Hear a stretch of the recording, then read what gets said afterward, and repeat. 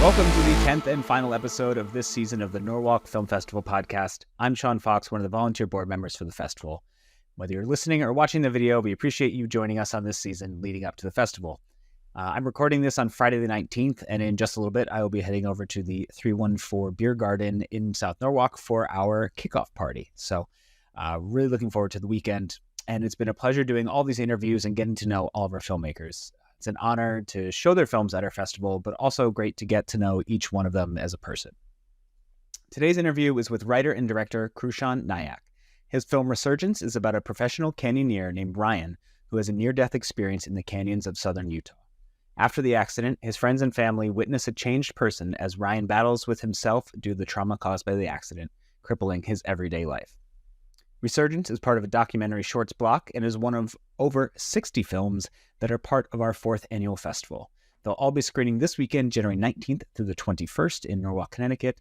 Saturday and Sunday are 2 full days of programming for you with screenings at the historic Wall Street Theater and hosting mixers and panels and screenings at the Norwalk Public Library.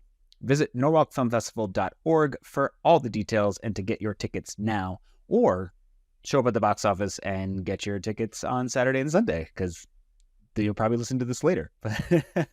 Now, here's my interview with Krushan. It's a fun one.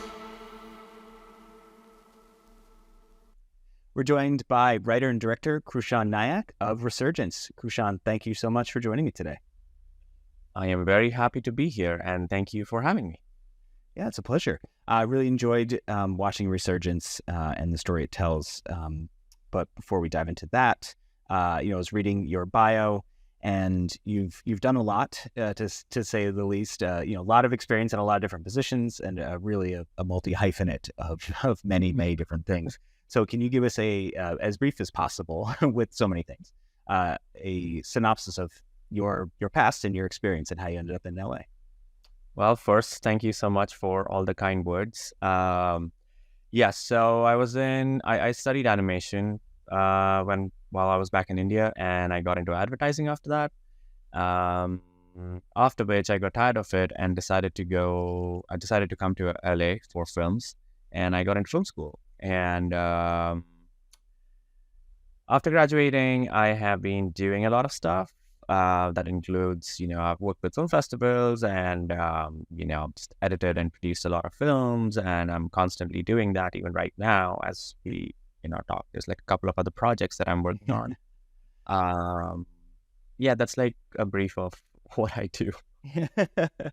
I mean, there's always projects going on if you're doing it right. Yeah. I mean, there's always got your hand as many things as possible. But I saw, in addition to your work and stuff, you do a lot of educating and giving back, trying to help educate other kids and other people. Is that something you enjoy doing? I would hope so, if you're doing it. I do. It was something that I had never planned. Like, it was something that when you say, like, sometimes your journey just guides you, like, you don't have a say in it. So when I was in school, I was, a graduate assistant for the post-production courses, and I did that like every semester, which kind of like motivated me to like get into teaching. And then I got my teaching certification with Avid Media Composer, and I just like I teach at I teach students post-production, so that's something that I do, and I really enjoy doing that.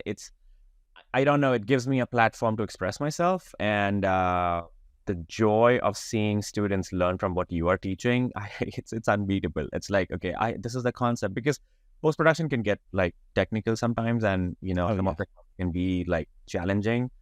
So I take a lot of pride when my students are like, "Oh, we got that," and I'm like, "Oh, wow, okay, cool." That makes me very happy. All of that kind of like, as I said, it's just something I didn't plan on doing it. It just felt I was doing it, and I was like, yeah, why not? Just kept pursuing the next thing in the chain of events, and I was like, oh, okay, cool. So I also worked as a judge for like a couple of festivals for like some of their films, and as a screener, I had a programming, so bunch of stuff. Yeah, that's great. And then, so moving on to Resurgence, the film that's screening as part of the Norwalk Film Festival. Can you tell us a little bit about how you met Ryan, or how you became aware of Ryan's story? It's funny, and good question. But I lived briefly. We lived together briefly in Utah. Okay. I was in Utah. Currently, I'm in LA, but I lived in Utah for a year, and that's where I met him. I have a friend who lives out in Utah, and my wife and I took our honeymoon. We did like the Grand Canyon, Zion, like that whole like national park loop, and it's just like southern Utah, and that whole area is just so beautiful. It's like so beautiful. Like I shot this right on the cusp of Zion. So I was there. Like Zion is the place. Like I don't know. I think it was my family who I said, like, when I die, just throw my ashes in Zion. that was yeah. Driving into Zion. Like we came from Bryce Canyon, and Bryce Canyon was like absolutely mind blowing and like really cool in its own way. But when we came from Bryce and drove, you come through this long tunnel, and all of a sudden you just like open up into the valley. And my wife and like we were just, it was like one of those just like guttural moments where we were just like screaming, probably obscenities in the car, because it was just so like breathtaking and beautiful that we like didn't know how to react clearly. Yeah. I always tell people like who I recommend going to Zion. I'm always like, even if you are going from south, take a loop and like enter from the north gate, because that's the beauty. Like when you get out of that tunnel, that when you look at the huge mountains and everything, it's like a face is gonna be like this. Yeah. It's beautiful. That's what I recommend everyone to do. So you did the right way. So I'm a very great. And 5 years later, it checks out. So when you were filming this with Ryan, there's lots of like hiking. You're kind of hiking with him through. Oh my God! Yeah. How? Well, I hope you had at least another set of hands to help you carry stuff to get out there. But how much were you like hiking and walking around and everything to get a lot of that? It looks like we did a lot, but no, I didn't have any. Okay, It was just me and him. And this was a total, like a DIY one-man army thing. It was just challenging to shoot, not because I don't like collaboration or stuff. I love working with people, but this was a challenging project. So first of all, I was not living in Utah anymore when I was shooting this film. I was back to LA. So I had to make the drives. So I would typically drive on a Thursday or a Friday, and it would take me like 13, 14 hours to reach LA. And then next morning, we used to do the hike. So the place where the incident happened was about, I don't know, I'm like, my memory is a little foggy, but between 2 to 4 hours of hike in, and then we would have like 3-4 hours of daylight, because like the canyon would get darker before, the top of the mountain. And then the hike out again was about, I don't know, 4 to 6 hours. So it was, the first time I went, I just went as a tourist with him. I was like, I need to get an idea of what I'm getting myself into. Yeah. We did. And I was constantly looking at, the possibilities, or like what angles I could get and like what I could do in that moment. And as always, time is your biggest enemy. But over here, I knew I had like 3 or 4 hours in that spot, and that is it. So I had to do the most to make the most of what I had.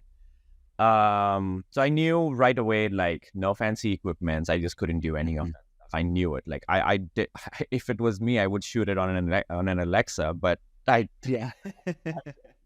So what I did was, back then, it was the first time in 2020.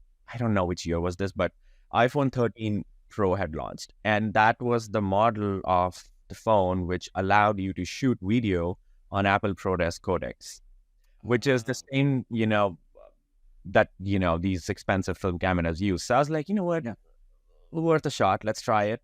And I had been wanting to upgrade my phone since a long time. So what I did is I got the phone, I ordered a gimbal, I ordered a microphone, I made a small rig, and I had a backpack which, some of it was already filled with, water and like food supplies and stuff, which we have to carry while we are going into the canyon.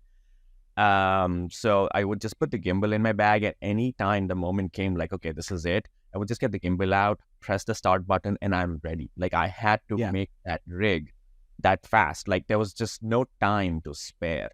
So Another thing that I thought was like a really good idea was like when we are going to the spot where the incident took place, I could maybe record him walk, you know. So Mhm. it all of it was like, you know, I'm just playing with it. I'll see how all of that comes together in post.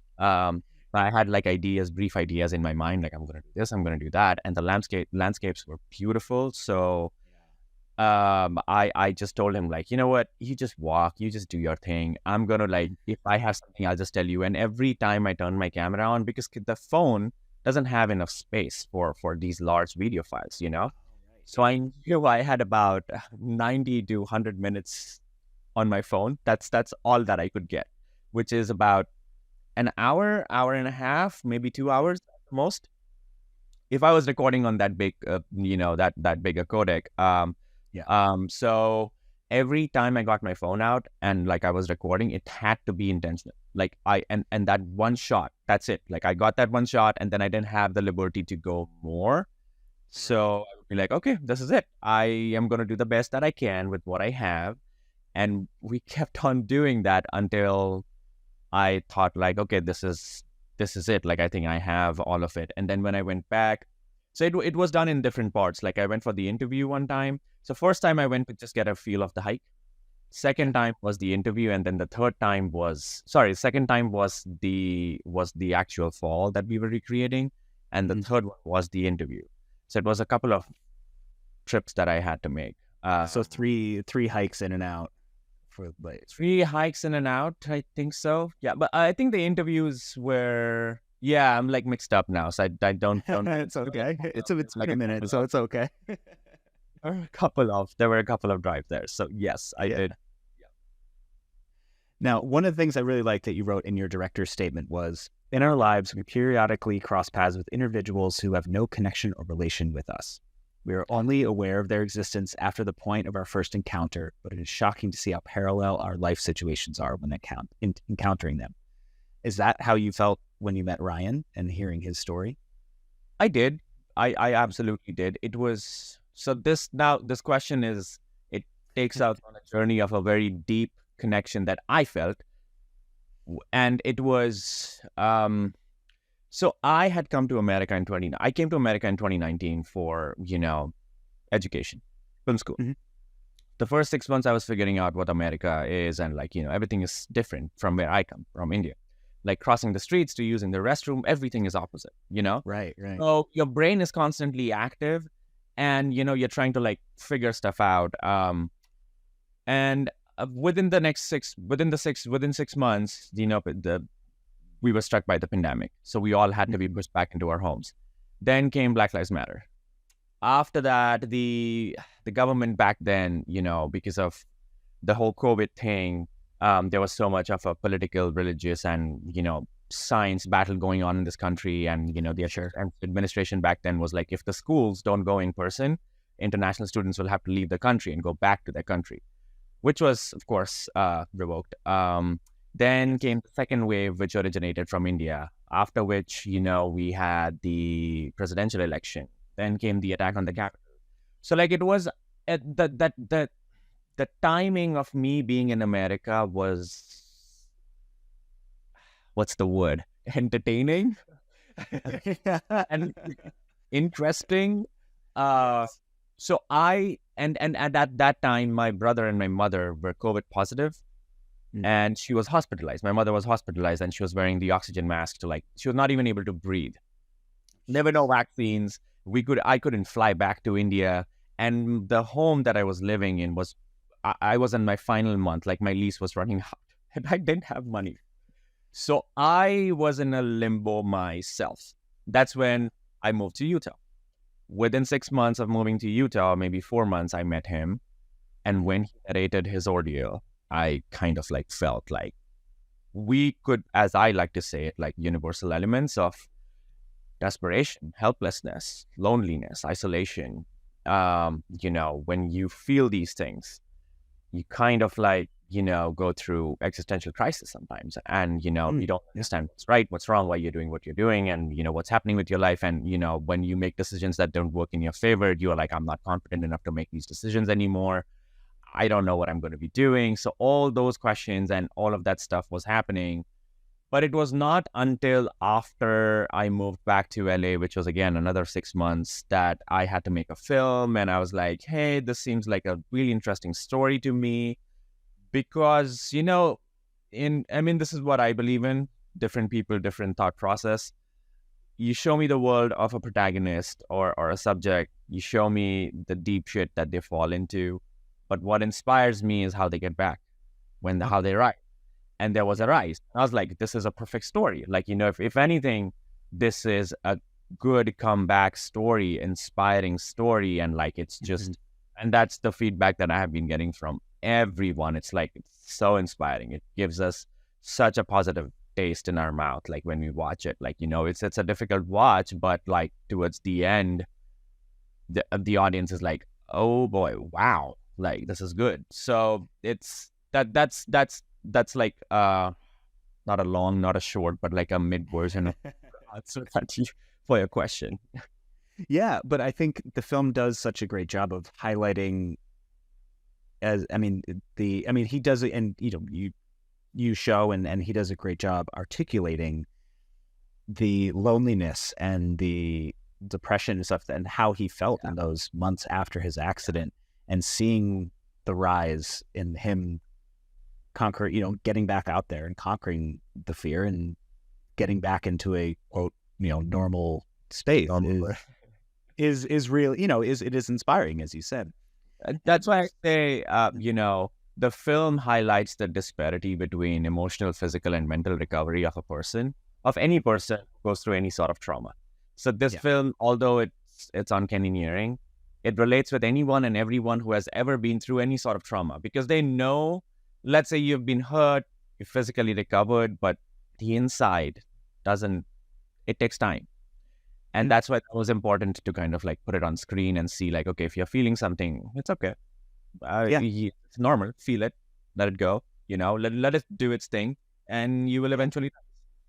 I think it's especially poignant to see it from somebody who's in such a like extreme sport, who's doing this like tough and dangerous thing, and that he's a brave person just to be rappelling down these waterfalls and the side of canyons and all that stuff, and then when he gets hurt, even the bravest person has trouble getting over that, and like you can have and I think that is a great depiction to show and a good story to share, that this can happen to anybody, and you might break your hand and some people can jump right back up, but it's a lot of people, it's a lot tougher and a lot longer recovery than just your physical recovery. No, that's absolutely right. And if there's another person who's braver than him, was me, because I'm scared of heights. I remember. But anyway, I remember telling him when we were there, I cannot even if let's say if I'm in an apartment which is like on the 5th floor or the 4th floor, and if I'm looking down, I get scared. So when I was there, like just looking at the sheer height of those canyons, I was like, holy cow, this is too high, man. I remember telling him, like, listen, Ryan, we are here to tell your story. Let's not make it mine. So, but it's like, when you're on a mission, when you have an opportunity, it was like, I had an opportunity, you have to take it and make the most of it and, do the best that you can. So I hope I did a good job. I mean, I think I did a good job. I think so too. And so does the board of the Norwalk Film Festival, because as being a selection as part of our festival, we think you did a great job too. Thank you so much. I am a little bummed I cannot make it to the festival. I really, really wanted to. In fact, I was at a festival in Borrego Springs, just like last week, and I met a couple who's from Norwalk, and they were just camping in Borrego Springs, and they I just happened to meet them and have a conversation with them. It was such a beautiful experience talking to them, and I was at a diner over there, and they ended up paying for my lunch, and I was just very happy meeting them. Just such amazing people. So I have a taste of, even though I've not been to Norwalk, I have a taste of, now I have a taste of what people in Norwalk are like. So I'm like intrigued, and I want to be there. Well, I'm glad to share that this meeting gave a good impression of of our city. So being out there and going to festivals with your film, you kind of touched on a little bit that people had a positive reaction. But what have you? Yeah, what has it been like watching this with crowds, with other audience members and getting that feedback?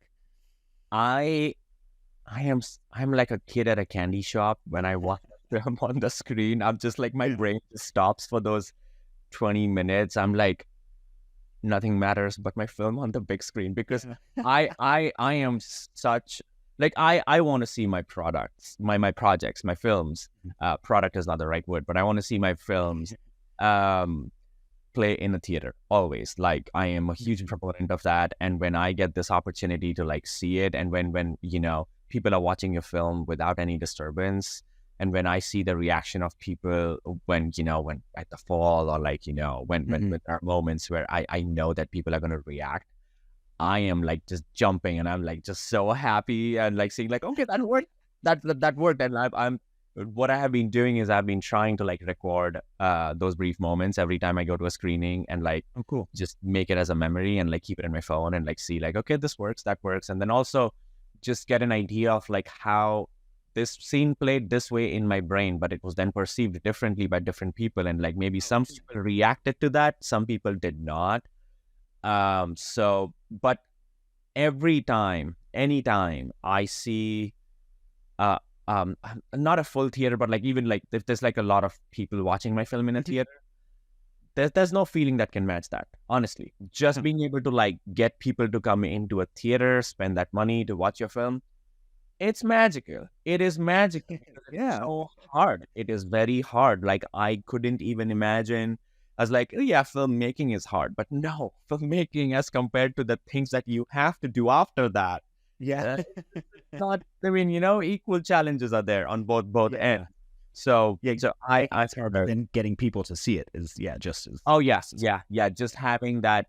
How do you get people hooked onto something that you have made? They're watching so many films, and that's the thing that I am now thinking on a lot about, with my future projects. I'm we can make films with friends and stuff and all that, and we can do stuff, but what do I need to do now in order to bring that heat to my projects, to my films, and just invite audience to come and give me that 20 minutes of their time, or 2 hours of that block. I'm just drifting away a little bit, but in 30 seconds, I went to watch Oppenheimer, and I wanted to watch it in IMAX. Now, when the film released, it was a huge hype, everyone was we're going to watch it in IMAX, and 15 per friend, there's only 2 theaters in LA that was showing. It was the IMAX Chinese Theater and the Universal City Century City Theater at AMC.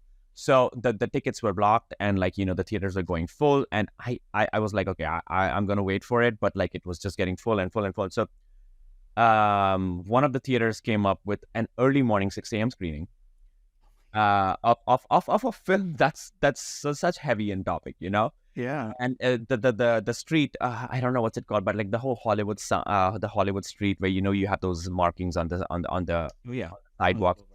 It's typically Hollywood Boulevard. It's always busy. It's always busy. It's never you will never not see anyone over there. Except for 5 a.m. when I was driving there, there was no one. But literally there was the line to get into the theater was 2 blocks long. And I was what are these people doing? What's wrong with them? I thought I'm going to be the only one, but the whole theater was full. And I don't know, the TCL Chinese theater seats maybe more than 600 people in one show, and it was full. That was a moment for me that I was you know what? This is I don't know. I don't want to say power, but this is what fans really look like. If you can convince them to come at a morning 6 a.m. show, and I'm I don't care about, I do care about our clothes and stuff and all that, but I'm no, I gotta figure out how to convince people to come and watch. people might not show up at a 12 a.m. Like a noon screening, for independent films. Like maybe your friends and family who care about it, but this dude was able to bring in people at 6 a.m. Like, come on. What's going on? Hundreds of people in 6 Hundreds of people. And I'm like, okay, that's something that's on my, to-do list. And like, I got in that direction and see how that goes for me. I think that's a great thing to aim for. 6 a.m. IMAX. Cool. There you go. Be able to convince people to come to my show at 6 a.m. in the morning. I don't know. Yeah. That's great. So, what are you working on next? What's your next? So I'm focusing on. Yeah, that's. Thank you for asking. I have a bunch of different films that I'm working on. 3 of those films are already done, and I've started submitting them to festivals. One of them is a horror comedy, short horror comedy. The other one is a crime drama about on gun violence in Black African American community in America. And the third one is about child labor in India. And I am super excited about these projects. So once, the submissions open again for the festival, I'm going to submit my films. I hope to come back, and I hope to keep submitting these films for like the next 2-3 years. So I have like a bunch of other things that are all lined up. But I produced and edited them. But Resurgence was the film that I wrote and directed. So these are the projects that I have been associated as a producer and an editor. That's great. I love the range of projects too. Yeah, topical social things and a horror comedy. It's like, listen, I'm going to submit all these films, and I'll be like, listen, whichever film festival you are, I'm giving you a palette. Come on, pick one. Like, come on. Well, if you keep it over, keep up the your production over the next year, we could maybe have a whole block. Let's see. Hopefully. Yeah. Oh, all right. Well, thank you so much for taking the time to join me today. It was a pleasure chatting with you, and it was really great. Honored to be able to watch your movie and screen it at our festival this weekend. Really appreciate taking the time to chat and to make your film and share it with us. No, Sean, thank you so much. I am so happy to be here, and I so hope. I'm really bummed to not be able to make it to the festival this year, but I'm going to try. Definitely, I'm going to try next year and see if I make the cut again. Yeah. Well, we're looking forward to it, and can't wait to see what you got come up next. Thanks again. So much, Sean. Thanks for having me. Thanks again to Krushan for hanging out to talk about Resurgence. It's a great film and it's part of our great lineup at our festival this year.